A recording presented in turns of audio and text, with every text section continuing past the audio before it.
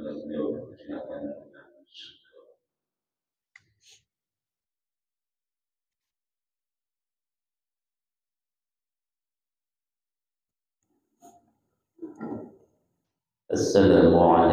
warahmatullahi wabarakatuh. Bismillahirrahmanirrahim. Alhamdulillah wassalatu wassalamu ala Rasulillah wa ala alihi wa sahbihi wa man wala. La haula wa la quwwata illa billah. Subhanaka la ilma lana illa ma 'allamtana innaka antal alimul hakim. Rabbana iftah bainana wa baina qaumina bil haqq wa anta khairul fatihin. La hawla wa la quwwata illa billahil aliyyil azim. Rabbi shrah li sadri wa yassir li amri wahlul 'uqdatam min lisani yafqahu qawli wasaddid lisani wahdi qalbi bihaqqi sayyidina Muhammad sallallahu alaihi wasallam. Qala Syekhul Mu'allif rahimahullahu ta'ala wa nafa'ana bi ulumihi fid din wad dunya wal akhirah. Ma'asyarul hadirin wal hadirat jamaah salat fardhu subuh rahimakumullah.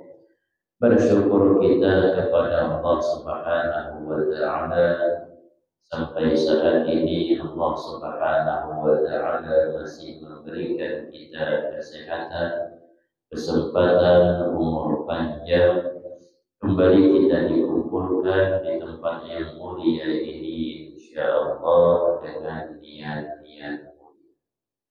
Yang belum berniat i'tikaf kami ingatkan untuk selalu berniat i'tikaf, juga niatkan menjadi tali silaturahim, mengkaji ilmu agama di samping mengerjakan sholat berjamaah.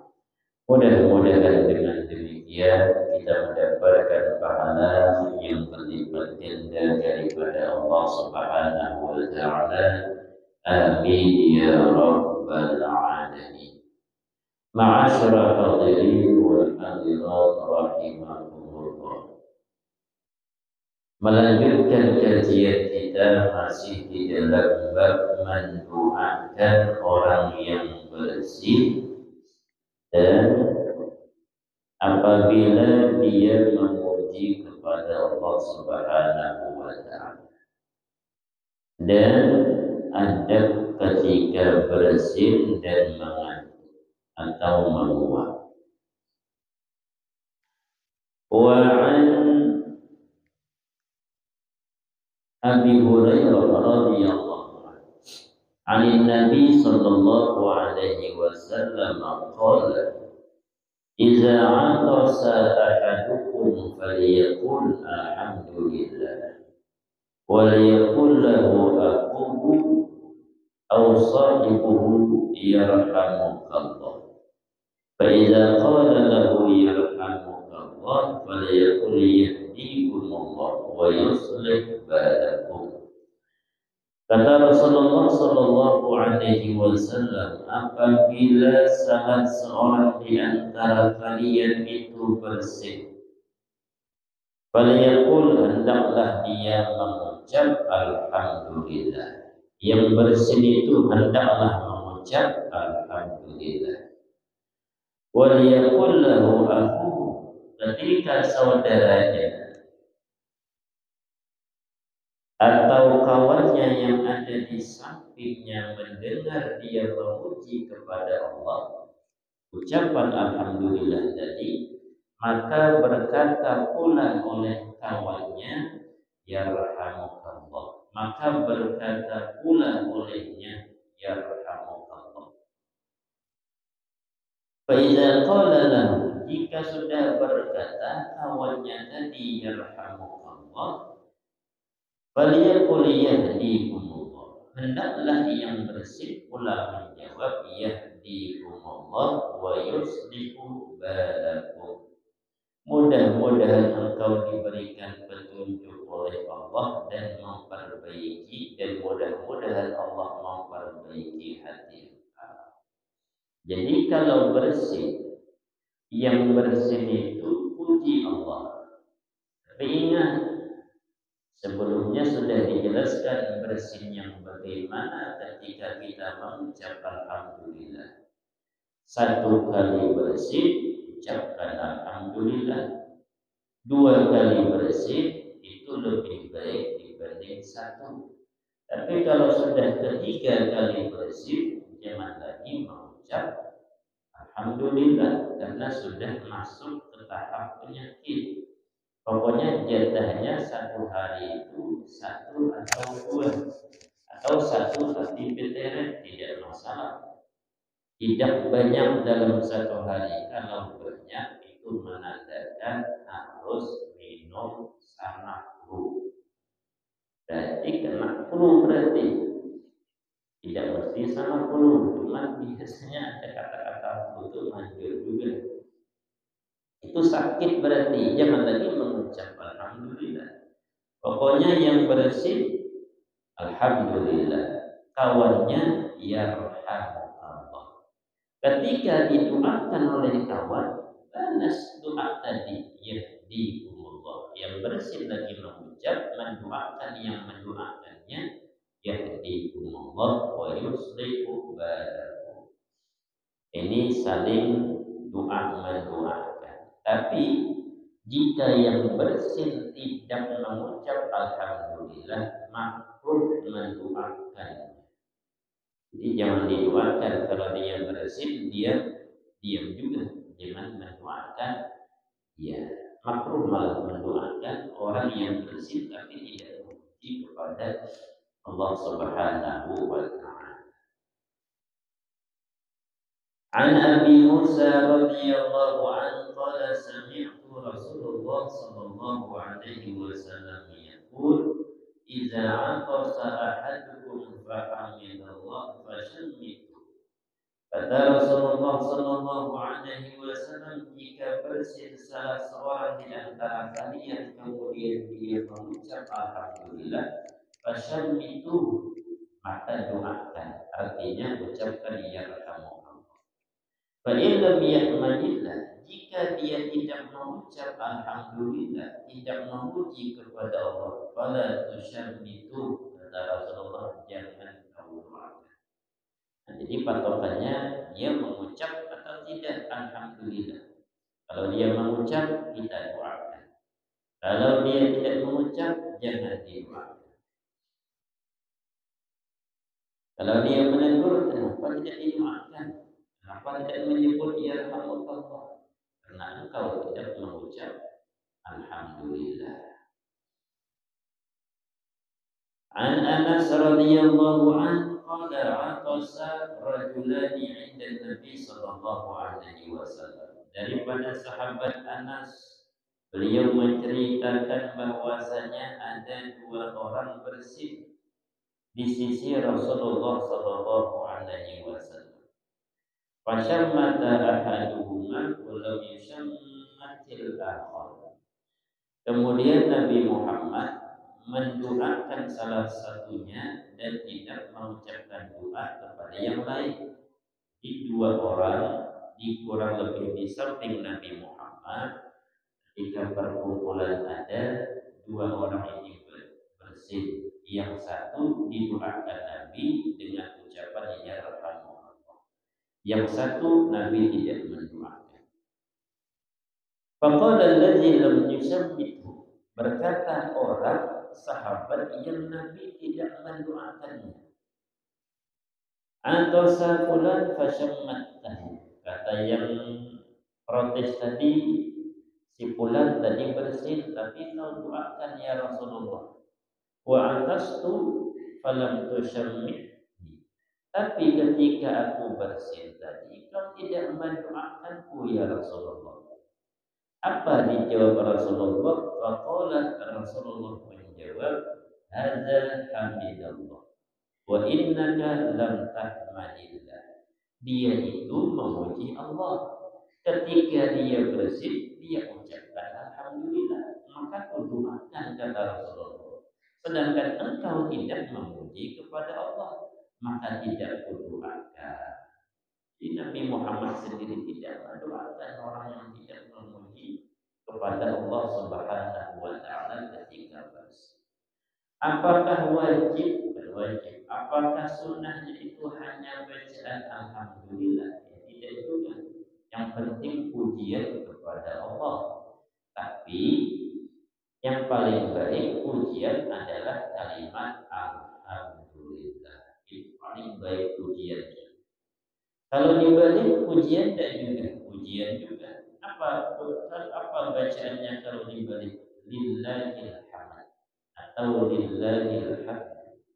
Sama, kurang lebih artinya. Cuma yang paling baik yang sering kita dengar, bahkan hadis Nabi mengatakan ialah pujian paling baik alhamdulillah.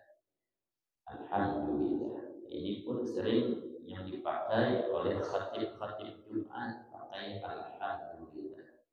Walaupun boleh lillahil hamd. Boleh. Cuman ya lebih enak dipakai alhamdulillah. Kalau dibalik ya tidak masalah. Cuman lebih enak membacanya alhamdulillah bukan lillahil hamd.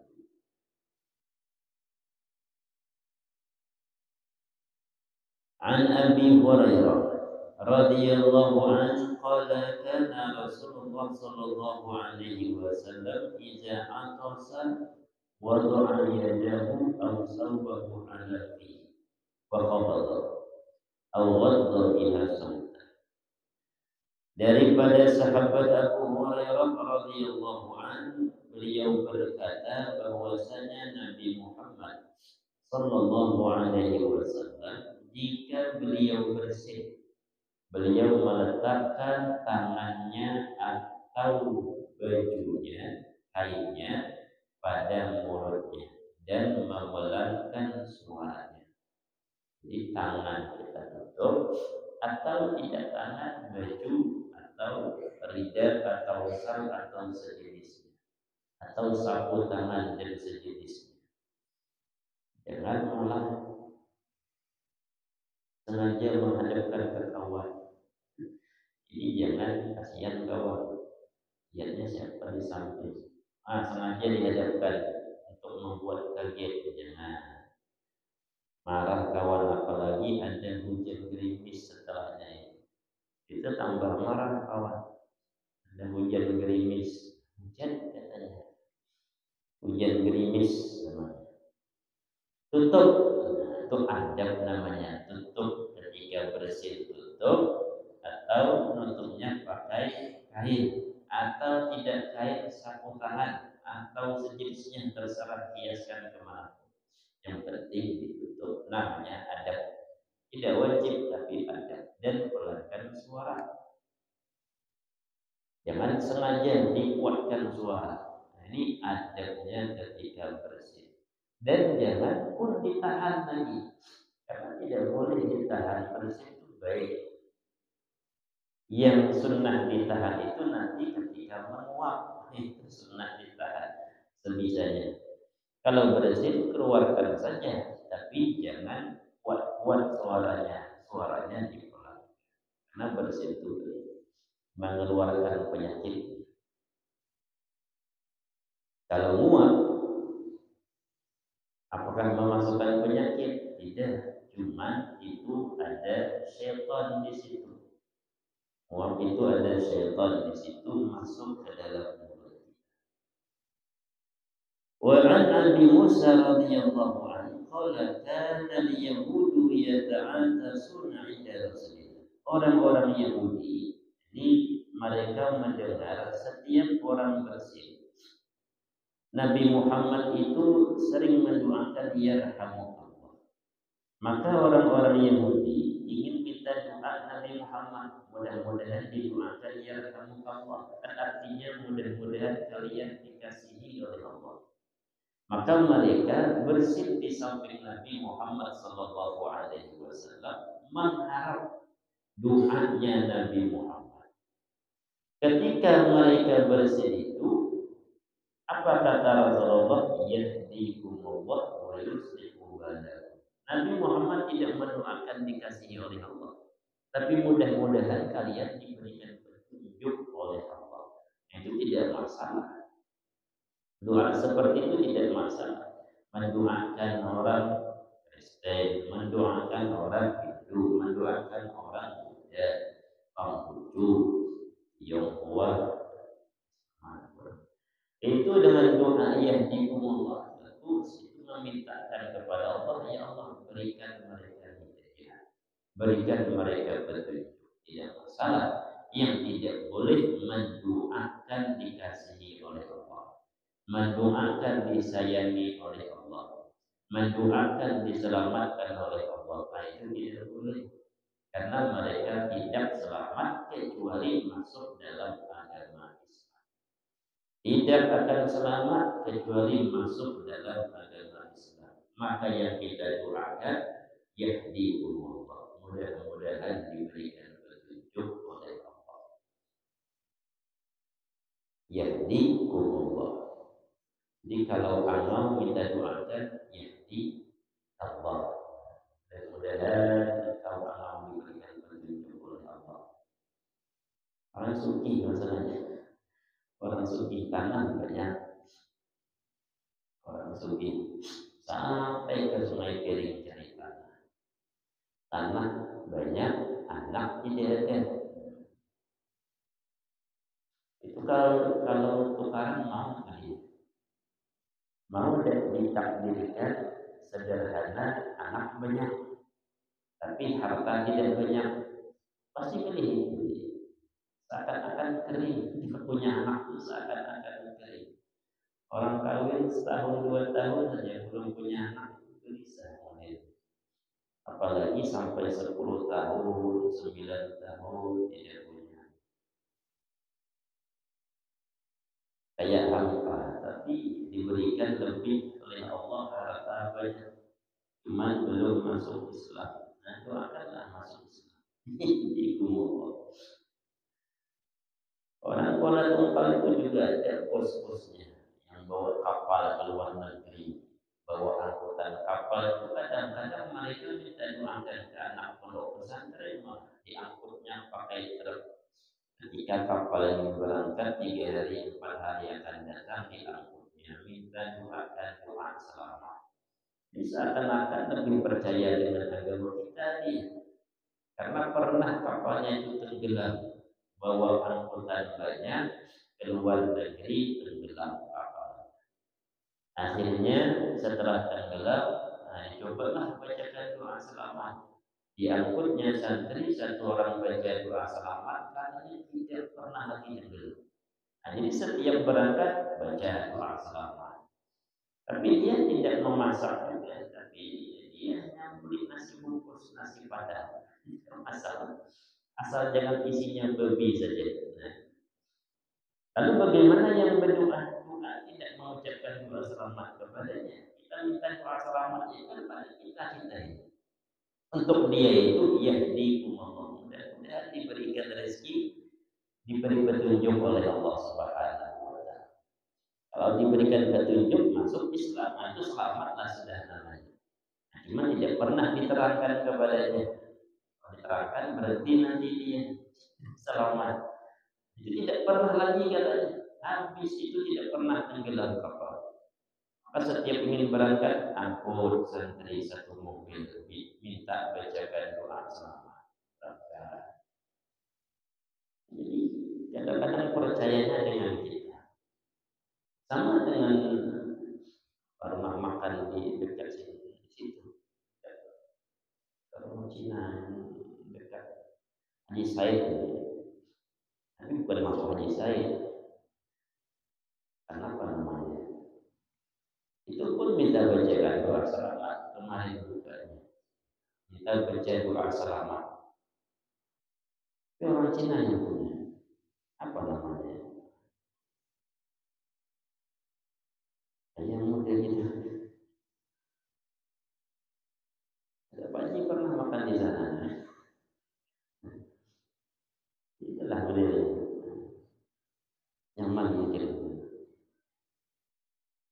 jadi caranya seperti itu. Kalau andai kata kita mendoakan orang yang bukan Islam, jangan doakan selamat, jangan doakan dirahmati oleh Allah, jangan doakan disayangi oleh Allah. Cukup yahdikum Allah. Mudah-mudahan diberikan petunjuk oleh Allah atau hidayah.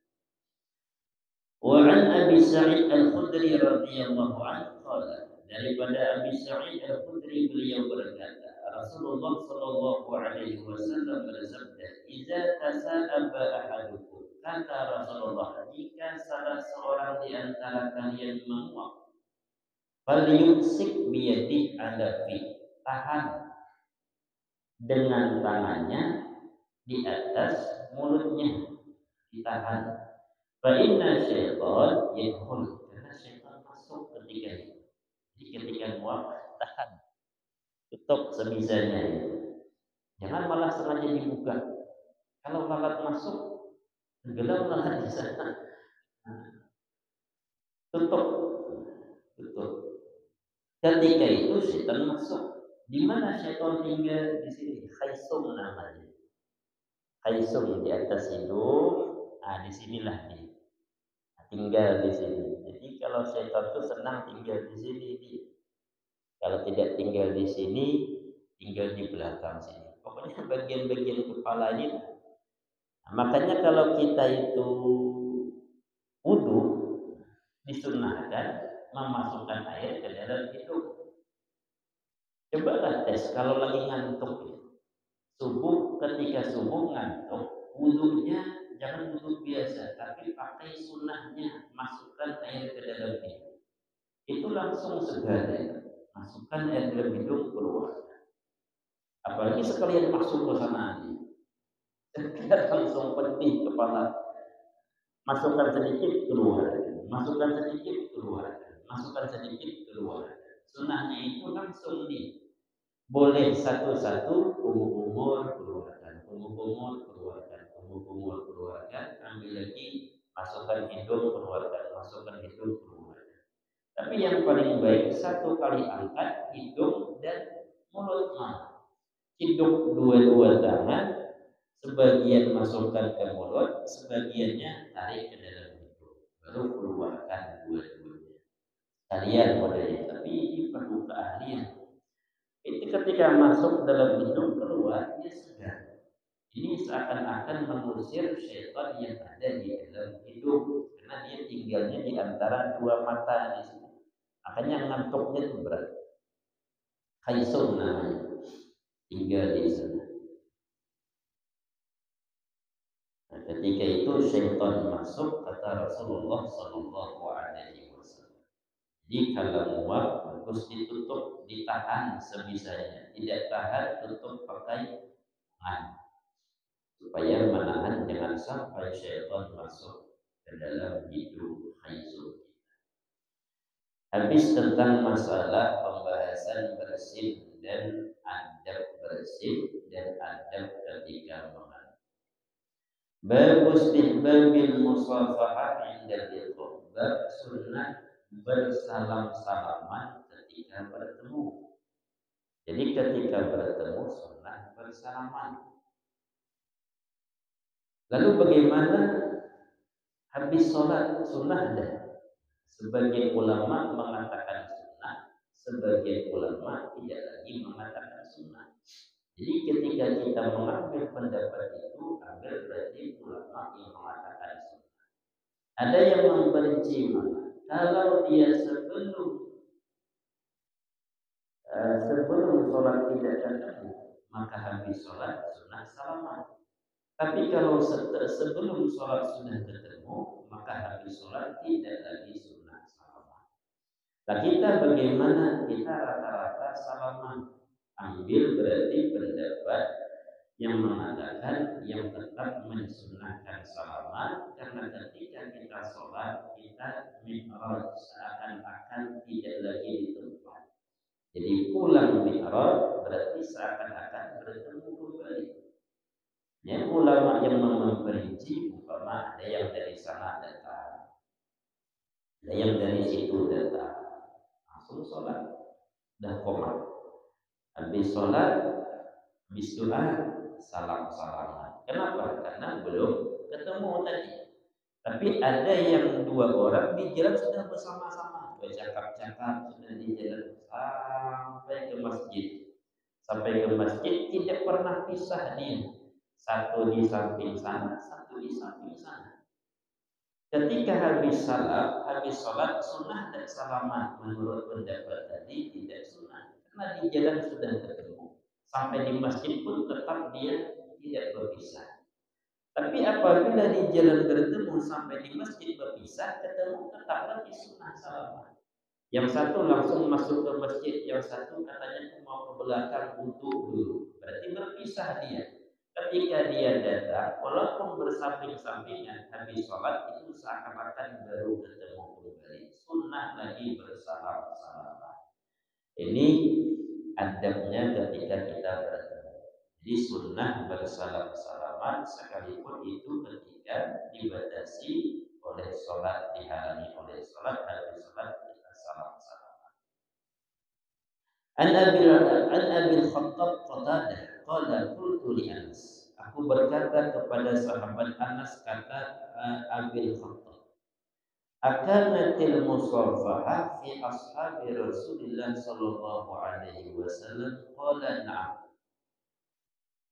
Apakah musafahah itu sudah dibiasakan pada sahabat Rasulullah? Kata sahabat Anas, qala na'am. Ya memang terbiasa sahabat Nabi itu musafahah, saling salam-salaman, ketemu salaman, ketemu salaman. Walaupun pisah kembali, ketemu lagi sunnah lagi salaman. Tidak lagi salaman, sunnah mengucap assalamualaikum. Kalau salaman sunnah mengucap salawat kepada Rasulullah. An Anas radhiyallahu anhu qala lamma ja'a ahlul Yaman qala Rasulullah sallallahu alaihi wasallam, ketika penduduk Yaman datang sebahagian, Nabi Muhammad bersabda, ja'akum ahlul Yaman, telah datang kepada kalian penduduk Yaman, wa hum awwalu man ja'a bil musafahah. Penduduk Yaman itu kata Rasulullah awal-awal orang yang membiasakan salam-salaman. Jadi dari ahli Yaman sebenarnya salam-salaman.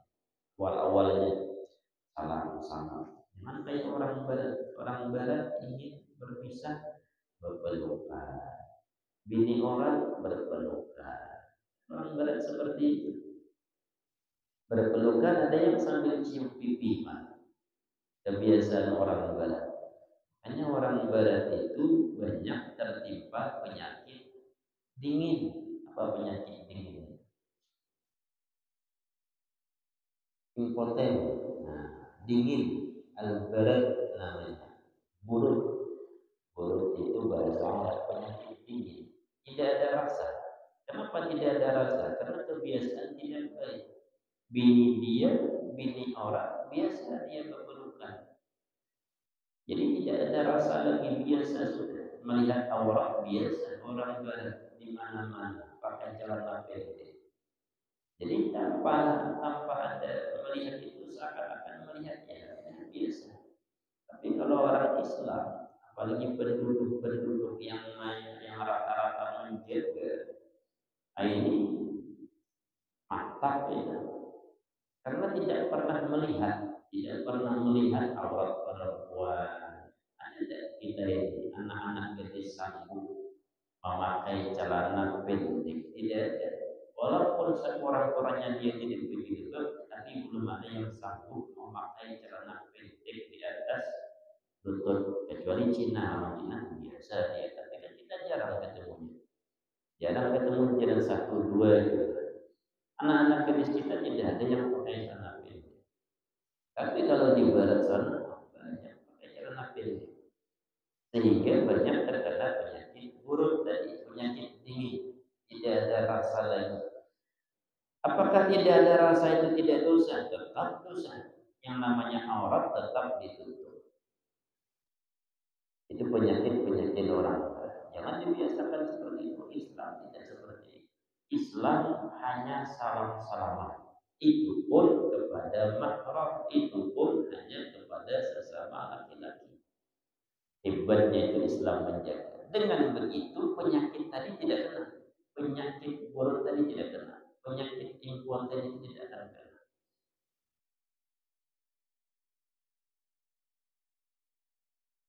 Hanya pengantin-pengantin baru, kecuali dia memang asalnya sudah lama pacaran. Nah, ini susah sih.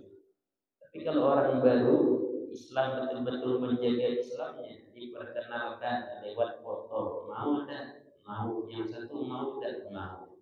Kenalan pun baru melihat sesama itu, baru langsung dinikahkan. Nah, itu mantap itu. Itu cepat, punya anaknya cepat dia. Kenapa? Karena baru melihat, baru ketemu, masih panas-panasnya dia. Kalau orang dekat atau orang-orang barat ya rata-rata pakai obat. Itu karena penyakit-penyakit tadi sudah merata. Bahkan yang lebih parah penyakit suka sesama dengan jenisnya sendiri. Laki-laki suka sama laki-laki, perempuan suka dengan perempuan. Ini penyakit yang ada di sana. Anil Bara, daripada sahabat Al-Bara radhiyallahu anhu, Rasulullah bersabda, "Ma min muslimaini yaltaqiyani." Tidak ada dua orang muslim yang bertemu keduanya. Fayatasafahani, kemudian saling bersalaman. Illa ghufira lahuma qabla an yaftariqa. Kecuali dosa-dosanya diampuni sebelum mereka berpisah. Ini dosa yang bagaimana? Cuma ada catatan, dosa ini dosa langsung Allah. Kalau dosa kepada makhluk ini tidak akan diampuni kecuali makhluk itu sendiri mengampuni kita. Berarti ghibah, fitnah, mengambil harta orang lain, menumpahkan darah orang lain, menghilangkan kehormatan orang lain, ini tidak bisa diampuni oleh Allah hanya dengan salam-salaman. Tapi minta maaf langsung dengan orangnya. Kalau terambil hartanya dia minta ganti, wajib kita ganti, kembalikan harta yang diambil. Kalau dia minta kembalikan kehormatan dirinya karena kita sudah fitnah, maka wajib kita jelaskan kepada orang lain kalau kita memfitnah dia dan sebagainya. Tapi kalau masalah dosa kepada Allah itu gampang. Dari habis subuh ke pasar terlihat yang kurang-kurang baik, maklumlah kita ke pasar tidak bisa terhindar dapat dosa kecil. Nanti di pasar itu pun ketemu pula dengan kawan. Tadi di jalan terlihat yang tidak baik, pas sampai di pasar sayur ketemu dengan kawan lama. Kemudian dia salam-salaman, assalamualaikum warahmatullahi wabarakatuh. Apa tidak kelihatan? Ini dari sana, dari belakang. Assalamualaikum dia. Nabi salaman yang satu umpama mengucap salawat Nabi baik. Kemudian dia sebelum berpisah dosa yang tadi diampuni oleh Allah Subhanahu wa taala. Ini gampangnya kalau berdosa kepada Allah Subhanahu wa taala. Tapi kalau berdosa kepada makhluk, hadis itu tidak akan dapat dipakai. Jadi kalau kita membaca hadis-hadis yang keutamaannya menghilangkan dosa-dosa, maka ulama hadis mengatakan itu dosa langsung kepada Allah. Dosa kepada makhluk harus minta maaf kepada orang yang berdosa. Makanya kalau kita ingin berbuat dosa, jangan sampai kepada orang susah, dosanya susah. Allah maha pemaaf, orang tidak pemaaf. Orang-orangnya juga yang pemaaf itu. Kalau Allah Subhanahu wa taala bahkan dalam hadis lebih sayang kepada hambanya dibanding orang tua sayang kepada anak. Allah itu lebih sayang kepada hambanya dibanding orang tua kepada anak. Sejahat-jahatnya anak orang tua memaafkan, maka Allah lebih memaafkan kepada hambanya. Maka kalau ingin berbuat dosa, berbuat dosa kepada Allah. Tapi itu bukan mesti untuk memperbolehkan. Tetap kita hati-hati jangan berbuat dosa. Khawatir kalau belum sempat bertaubat meninggal dunia, akhirnya kita membawa dosa. Mudah-mudahan kajian kita bermanfaat, mudah-mudahan diridhai oleh وتعالى. الفاتحة. أعوذ بالله من الشيطان الرجيم. بسم الله الرحمن الرحيم. الحمد لله رب العالمين الرحمن الرحيم مالك يوم الدين إياك نعبد وإياك نستعين اهدنا الصراط المستقيم صراط الذين أنعمت عليهم غير المغضوب عليهم ولا الضالين. آمين آمين يا الله. بسم الله الرحمن الرحيم. الحمد لله رب العالمين والصلاة والسلام على أشرف الأنبياء والمرسلين وعلى آله وصحبه أجمعين. اللهم إنا نسألك سلامة في الدين وعافية في الجسد وزيادة في العلم وبركة في الرزق وتوبة قبل الموت ورحمة عند الموت ومغفرة بعد الموت. اللهم هون علينا في سكرات الموت والنجاة من النار والعفو عند الحساب. صلى الله على سيدنا محمد وعلى آله وصحبه وسلم والحمد لله رب العالمين. تقبل الله منكم.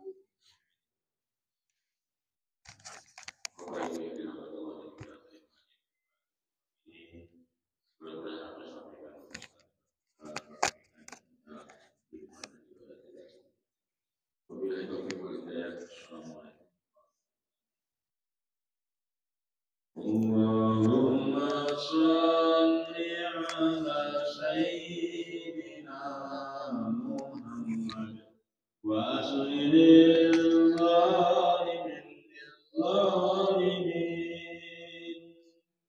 اللهم صل على سيدنا محمد وأسر الظالمين للظالمين واخرجنا من بينهم سالمين. وعلى آله وصحبه أجمعين. صلى الله ربنا على نور المبين أحمد المصطفى سيد المرسلين وعلى آله وصحبه أجمعين. وعلى آله وصحبه أجمعين.